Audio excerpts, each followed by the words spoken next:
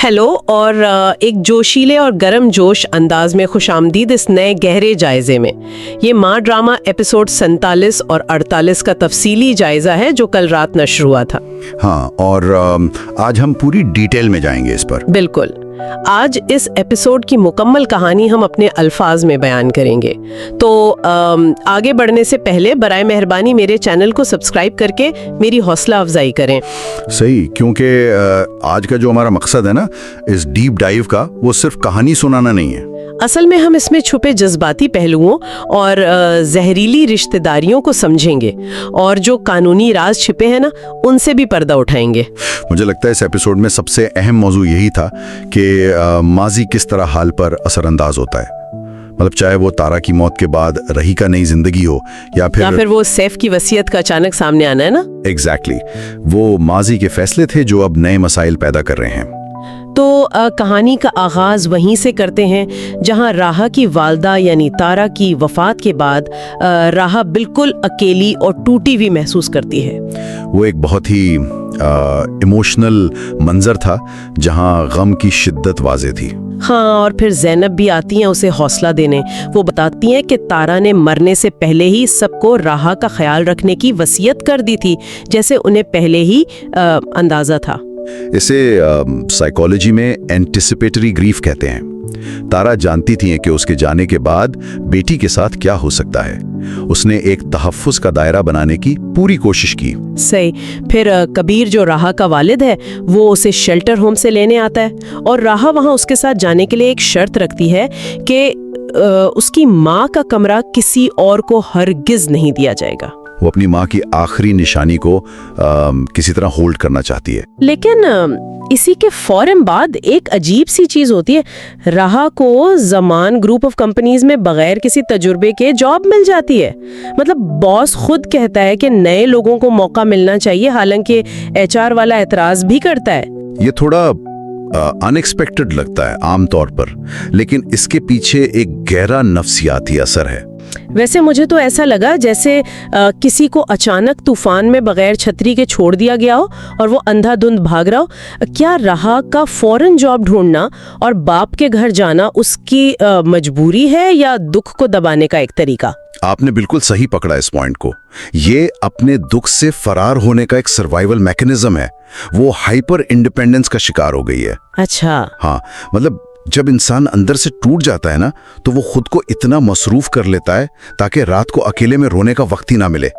राहा ठहराव नहीं चाहती इस वक्त। सही बात है, वो आग से बचने की कोशिश कर रही है। फिर वहाँ कबीर का एक बहुत वजनी जुमला आता है। वो कहता है कि लोग जिंदगी भर दुआ करते हैं औलाद के लिए, और मैंने उस बेटी के लिए दुआ की जिसे कभी देखा तक नहीं। ये डायलॉग सुनने में तो बड़ा जज्बाती लगता है, लेकिन अगर हम गौर करें तो कबीर अब सिर्फ और सिर्फ एहसासे जुर्म यानी गिल्ट का शिकार है। मतलब वो अच्छा बाप बनने की जो कोशिश कर रहा है वो सच्ची नहीं है। असल में वो राहा का दुख कम नहीं कर रहा, बल्कि अपना गिल्ट कम करना चाहता है। उसने सालों तक अपनी सगी बेटी और बीवी को नजरअंदाज किया और अब मौत ने उसे आईना दिखा दिया है। खैर, जब वो राहा को अपने घर लाता है ना तो वहाँ का माहौल तो पहले ही बहुत खौफनाक है। वहाँ का तनाव तो स्क्रीन से बाहर महसूस हो रहा था। बिल्कुल। जैसे ही खबर पहुंचती है, नारमिन जो पहली बीवी है और उसकी बेटी सिद्रा, वो दोनों बुरी तरह खौफजदा हो जाती हैं। सिद्रा इतनी डरी हुई है कि वो काशिफ के साथ भागने का मंसूबा बनाती है। मतलब सोचने वाली बात है कि एक घर का माहौल इतना जहरीला हो सकता है कि बेटी को लगे कि कबीर उसे मार देगा और फरारी आखिरी रास्ता है। एग्जैक्टली। और फिर वो ड्राइंग रूम वाला सीन, जैसे ही कबीर राहा को लाता है, नारमिन वहाँ तारा की मौत पर जहर उगलना शुरू कर देती है। वो क्या कहती है?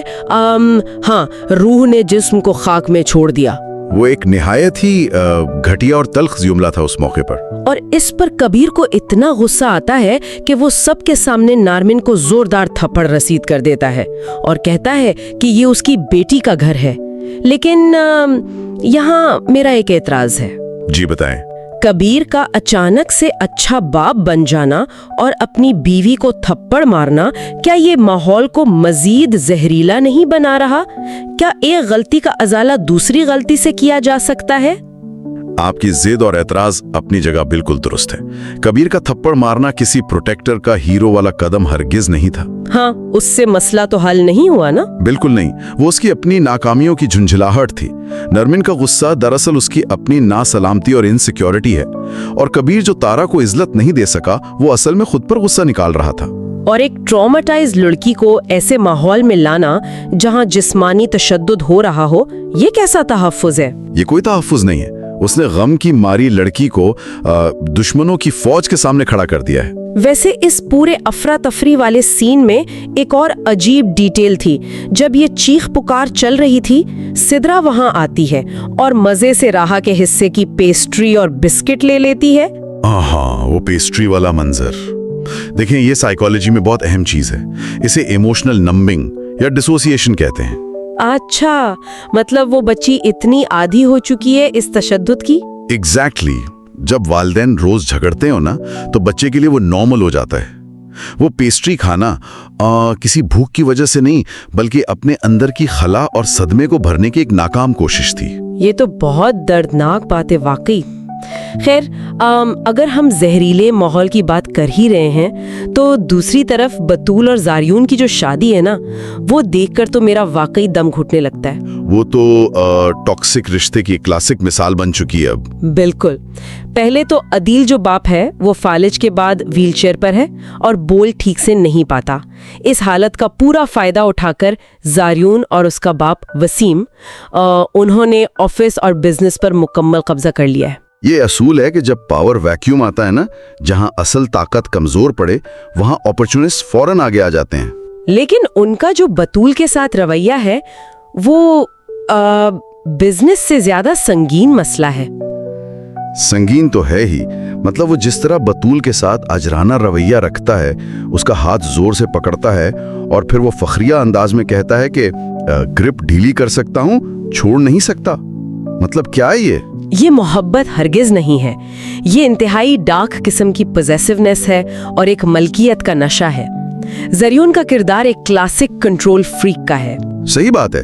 मोहब्बत एक तहफ्फुज का नाम है, जबकि जरियून की मोहब्बत तो एक कसी हुई रस्सी की तरह है जो बतूल का गला घोंट रही है। बिल्कुल। और ये पॉसेसिवनेस असल में उसके अंदर की इनसिक्योरिटी को जाहिर करती है। वो डरपोक है अंदर से, और उसकी इनसिक्योरिटी तब और नुमाया होती है जब बतूल किसी दावत के मामले पर अरमान से बात करती है। अरमान जो पहले इनका ड्राइवर था, लेकिन अब मेहनत करके असिस्टेंट कमिश्नर बन चुका है। जरियून उस पर कैसा चीखता है और कहता है कि खानदान की इज्जत पर हाथ डाला है।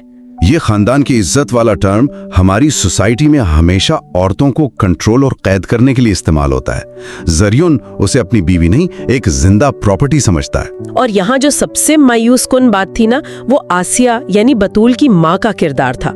जब बेटी परेशान होकर उसके पास आती है, तो आसिया उस जहरीले रवैये को नॉर्मलाइज करती है। हाँ, वो अजीब किस्म के मशवरे देती है ना। हाँ, वो कहती है शादी एक समझौता है और शौहर का गुस्सा उसकी मोहब्बत का अंदाज होता है।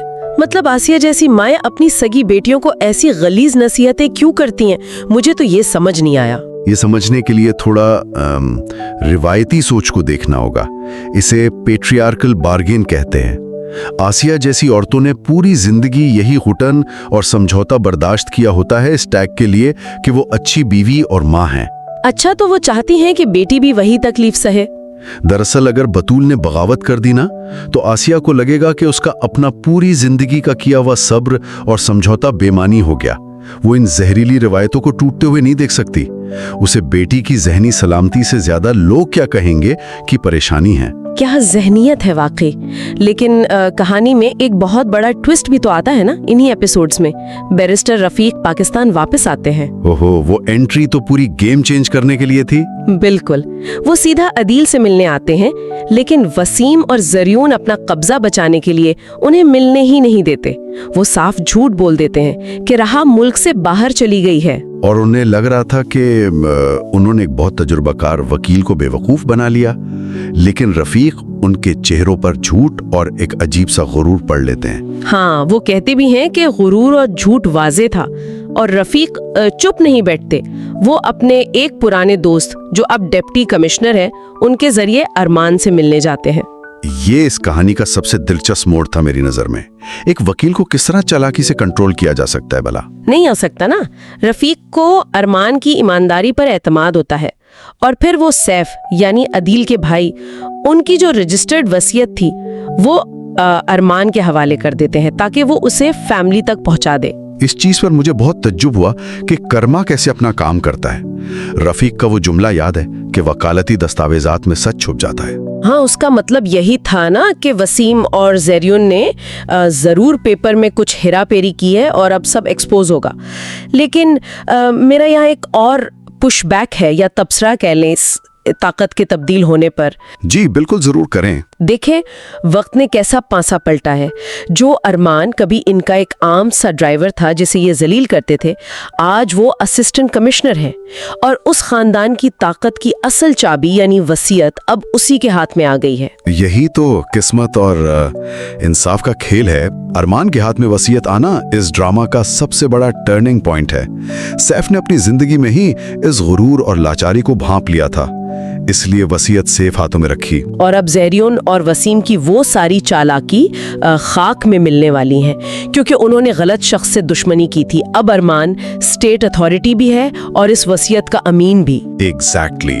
اور ارمان جب ان کے سامنے آئے گا تو وہ بدلے کی آگ میں جل کر نہیں بلکہ قانون کے دائرے میں رہ کر انہیں ہرا دے گا. یہ ایسی شکست ہوگی جو زریون کو سب سے زیادہ اذیت دے گی. تو اگر ہم اس پورے ڈسکشن کا خلاصہ کریں نا تو ایسا لگتا ہے کہ تینوں حصے آپس میں کسی نہ کسی طرح جڑ رہے ہیں.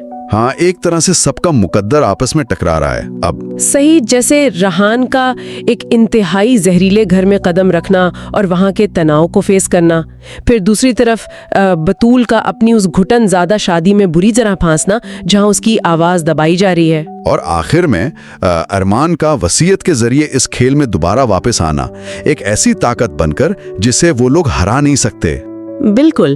جانے سے پہلے ایک آخری سوال آپ سب سامعین کے سوچنے کے لیے چھوڑتی ہوں. ایک لمحے کے لیے تصور کریں جب ارمان سیف کی وصیت لے کر کبیر اور زریون کے سامنے آئے گا تو کیا زریون کا بنایا ہوا وہ جھوٹ کا محل زمین بوس ہو جائے گا؟ یہ منظر تو واقعی دیکھنے والا ہوگا. اور دوسری اہم بات، کیا رہا اپنی ماں کے قاتلوں اور دشمنوں کے درمیان رہ کر وصیت سامنے آنے کے بعد اپنی اصل پہچان بچا پائے گی؟ اس تلخ حقیقت اور آنے والے طوفان پر ضرور غور کیجیے. صحیح بات ہے، اگلے ایپیسوڈ میں بہت کچھ کھلنے والا ہے. خیر، آج کے ڈیپ ڈائیو میں بس اتنا ہی. مجھے آپ کے کامنٹس کا انتظار رہے گا. بیل آئیکن کو دبائیں اور اگلی اپڈیٹ تک کے لیے خدا حافظ. اور ہاں، چینل کو سبسکرائب ضرور کیجیے گا.